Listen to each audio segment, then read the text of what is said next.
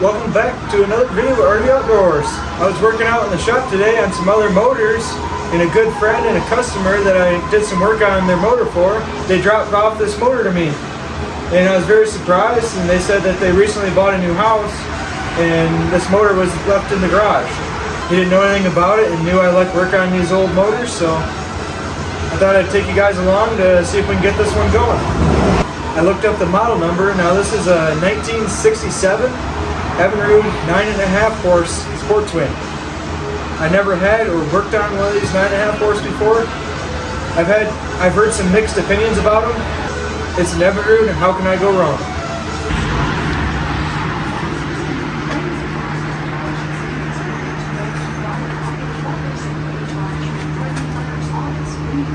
Let's pop the hood open for the very first time.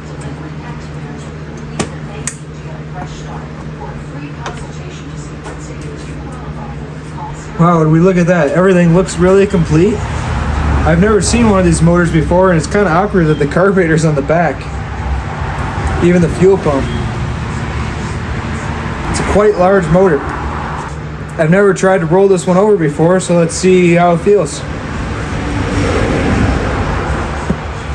Ooh, it has good compression. Let's see if the rewind works. Oh yeah, that's great. I could use a little bit of oil. I think the first thing I'm going to do is pull out these spark plugs and put some oil in the cylinders and check for compression.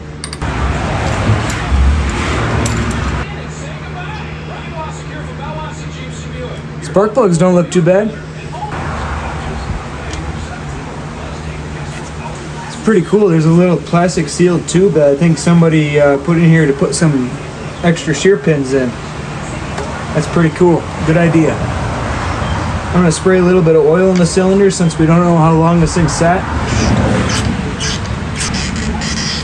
I'm also going to put some oil on the rewind. Let's pull it over a few times to get the oil worked in.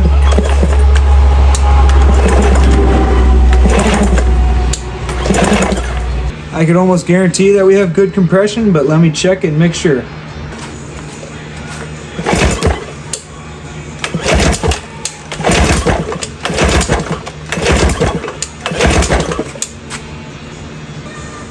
Looks like we got about 65 PSI.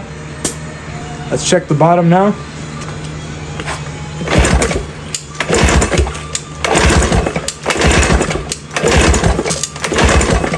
Awesome.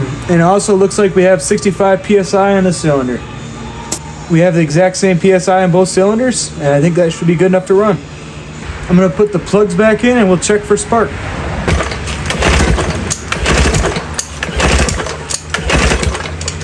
Woo! Sweet, we're getting good spark on top.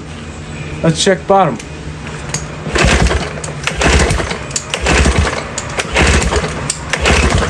Looks like we have great spark on the bottom. Let's go. I think I'm going to try to hook up a gas tank up this thing and we'll see if it runs.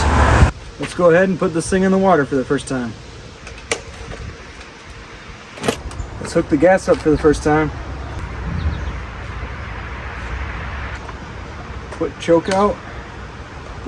Go ahead and start.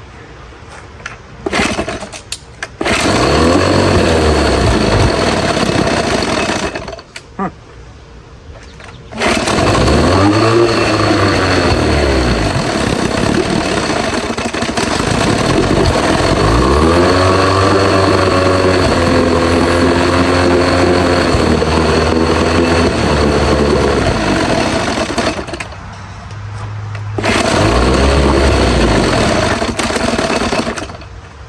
Alright, well, unfortunately on this old motor, I put it on the test tank and it didn't really want to run great without any choke. It kept wanting to die out and it just didn't want to take any throttle. So I'm assuming that's something to do with the carburetor, so I'm going to have to take that apart today and clean it up. I've never done one of these carburetors before, but it looks like we have to take out 6 screws. One here, one here, one here, and a couple on the other side. One screw is only accessible if we put the motor in forward and put full throttle on it. And then the one screw is right here. You'll have to push the cable for the low speed idle adjustment. Just like that. And then The choke arm should pull right out like that.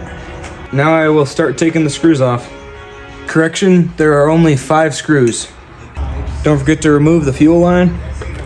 Looks like mine just cracked and broke off, so we'll have to replace that fuel line.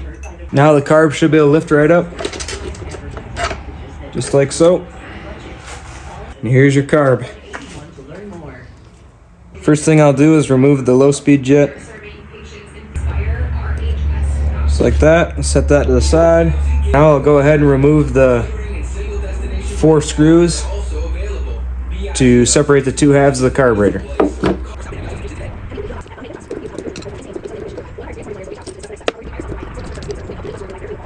Make sure you remember where the screws go because they are different lengths.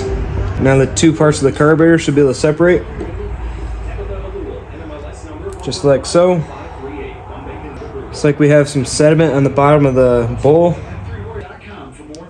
See all the sediment on the bottom here? That's not good. I'm gonna go ahead and remove the float.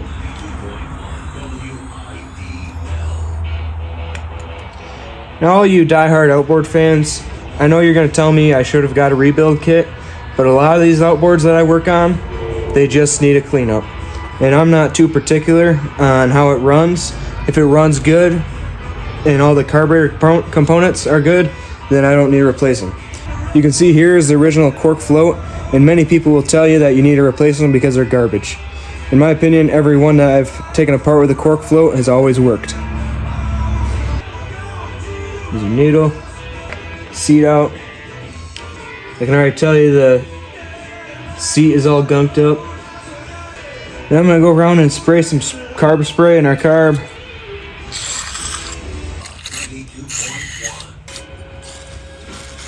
I have a piece of wire from a wire brush that I'm gonna poke through the holes of this main jet to get any debris out. Scrape some of the junk out in the bottom of the bowl. I know I don't have everything taken apart on this carb. I've seen some where you need to take these 2 plugs out to get into all the orifices and stuff, but I usually don't, and today I will not be. Right now I'm going to take some compressed air with a little air nozzle and just blow into some of the spots. Alright, well I got everything sprayed out that I want to. Now I'm going to start reassembling parts.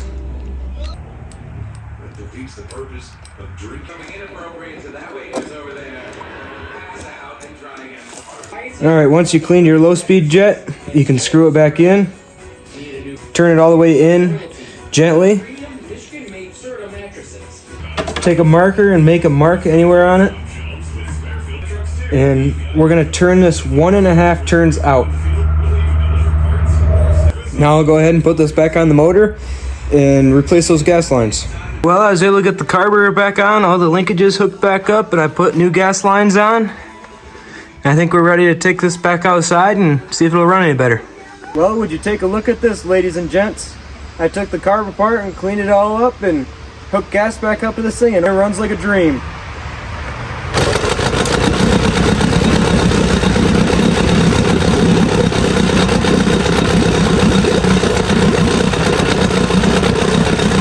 See, it's pumping good water.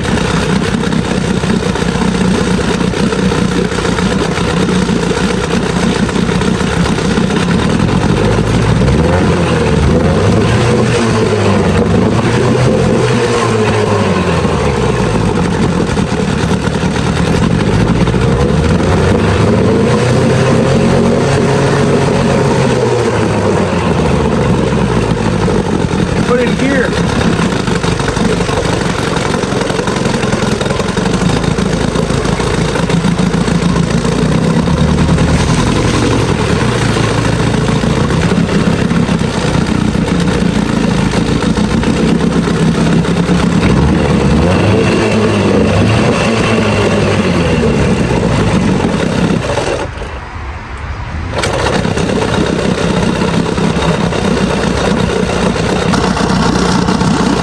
Good old sport twin.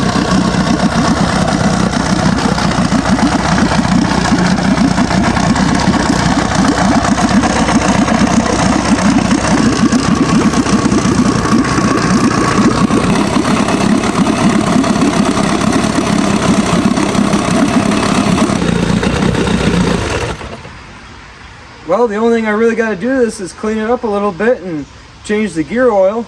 I'm real impressed.